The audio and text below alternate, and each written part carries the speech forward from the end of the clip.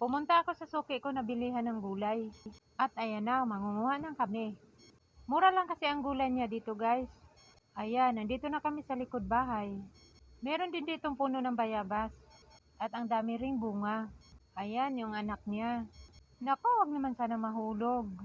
Bakit ka naman umakyat dyan? Baba dyan. Delikado nga naman mahulog, diretso sa baba. Wag naman sana. Medyo bangin kasi sa baba guys. At may malaking ilog. Kaya nakakatakot talaga, baka gumulong ako dyan sa baba. Tingnan mo naman guys. At ito na nga, mangunguha na kami ng gulay. Nakita ko may pinutol siyang tubo. At hiningi ko na rin ang dulo para itanim ko. Ang daming tanim na gulay dito guys. May saluyot, may alugbate, at kung ano-ano pang gulay.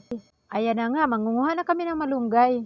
Paborito ko kasi ang malunggay. Kaya ayan, nakalbo na sa kabalik-balik ko. Ang ganda rin pati sa baba guys, oh, may falls. Kaso lang nakakatakot maligo dyan. Sa halagang 10 piso, marami na kasi ang 10 piso malunggay dito. Mabuti na lang mabait yung may-ari. Hindi nagsawa sa mukha ko kabalik-balik bumili dito.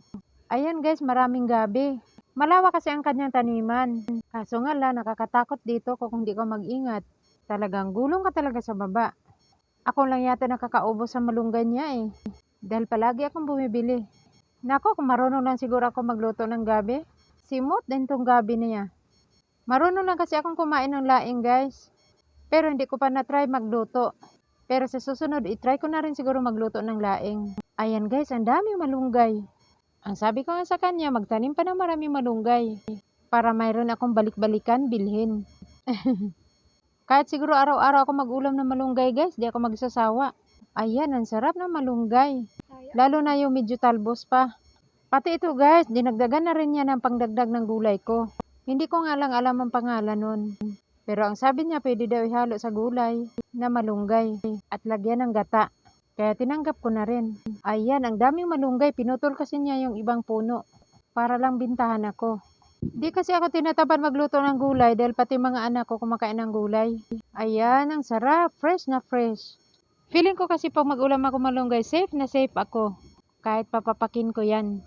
Ayan, itatanim daw niya yung mga ibang puno na pinutol. Paano ba naman? Kinalbo ko palagi ang kanyang malunggay. Kaya magtatanim na lang daw ulit siya ng marami. Pagkatapos kong himayin, hugasan ko na lang yan dahil medyo alikabok dito sa lugar nila dahil maraming truck dumadaan. Ayan, may bayabas pa sila. Binigyan rin ako ng bunga bilang dagdag. Pag gusto kong kumain ng malunggay guys, dito lang talaga ang punta ko. Dito ko lang kasi matitiyak na sariwa ang gulay na binili ko. Mura pa. Sa palengke kasi ang 10 piso na malunggay ay kukunti lang. Ang binili ko sa kanyang malunggay ay halagang 20 pesos. Ayan guys, ang dami 'di ba? Halagang 20 pesos 'yan. Kung sa palengke, 7 palwa lang yata ng malunggay ang 10 piso. Andito na ako sa bahay guys at umpisahan ko nang himayin. Lumiliit kasi yan guys pag naluto na. At ito na nga ang gulay na nakita ko kanina.